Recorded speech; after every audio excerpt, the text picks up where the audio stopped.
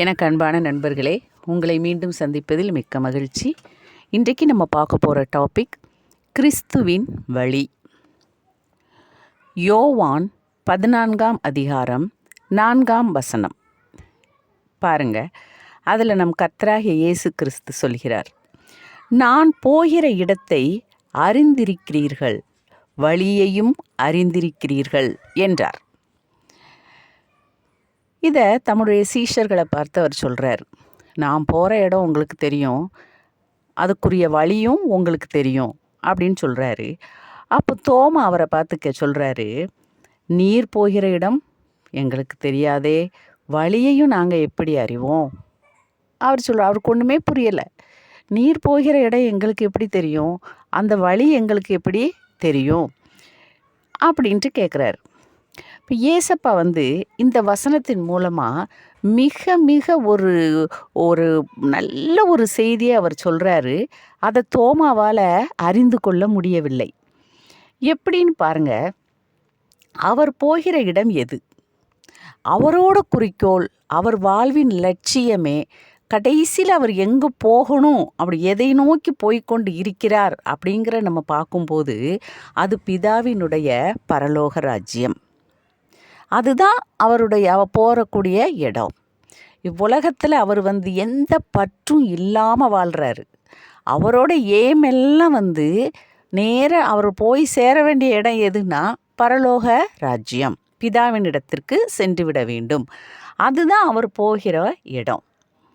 அப்போ இதுக்கு வழி எது அப்படின்னு சொல்லும்போது அதையும் தோமா என்ன சொல்கிறாரு, உங்கள் வழியையும் நான் அறியோமேன்னு சொல்கிறாரு.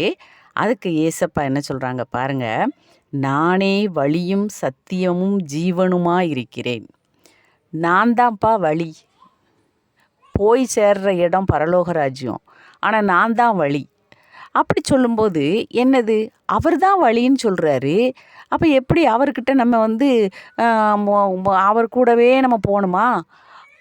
எப்படி, அந்த அர்த்தம் என்ன அப்படின்னு நம்ம நினச்சி பார்க்கும்போது ஒரே வழி என்ன, நான் தான் வழி அப்படின்னு அவர் சொல்லிட்டாருன்னா என்ன அர்த்தம்? அவரை பின்பற்றணும். அவர் போகிறாரு நமக்கு தெரியுது. ஒரு இடத்துக்கு நமக்கு ஒரு இடத்துக்கு போக வேண்டியது இருக்குது. அப்போ யார்கிட்டையாவது நம்ம கேட்குறோம், ஐயா இந்த இடத்துக்கு எப்படி போகிறது அப்படின்னு கேட்டால், நான் அங்கே தான் போயிட்டுருக்கேன் வாங்க அப்படின்னு சொன்னால் ரொம்ப சந்தோஷமாயிடுவோம். பரவாயில்லையே அப்படின்னு சொல்லிட்டு இவரை ஃபாலோ பண்ணால் நம்ம அந்த இடத்துக்கு போயிடலாம் அப்படின்னு ஈஸியாக என்ன செஞ்சுருவோம், போயிடுவோம். அதே மாதிரி தான் கர்த்தராகிய இயேசு கிறிஸ்து என்ன சொல்கிறாரு, இப்போ நான் போகக்கூடிய இடம் பரலோக ராஜ்யம், நான் தான் வழி அப்படின்னு சொல்லிட்டா நம்மளும் அங்கே தானே போக ஆசைப்படுவோம்.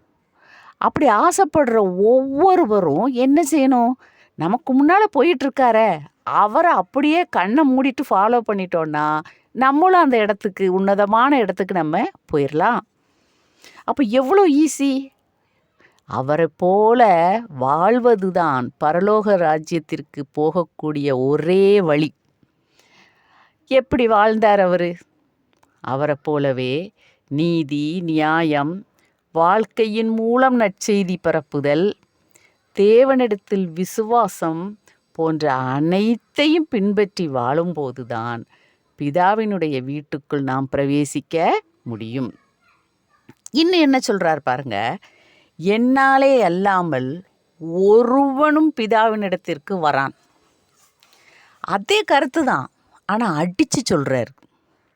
எப்படி சொல்கிறாரு, என்னை பின்பற்றாம நீ பரலோக ராஜ்யத்துக்குள்ளே நுழையவே முடியாது.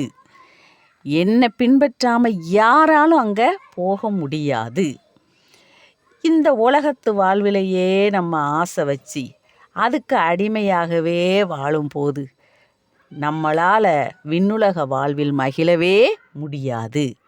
இதைத்தான் தெளிவாக ஆண்டவர் சொல்கிறார்.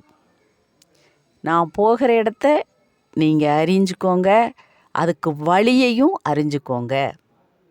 வழி நான் தான், நீ ஒன்றுமே பண்ண வேண்டாம், என்னை போல் வாழ்ந்துக்கிட்டே இரு, பரலோக ராஜ்யம் உன் கைக்குள்ளே வந்துடும். அருமையாக சொல்லியிருக்காரு.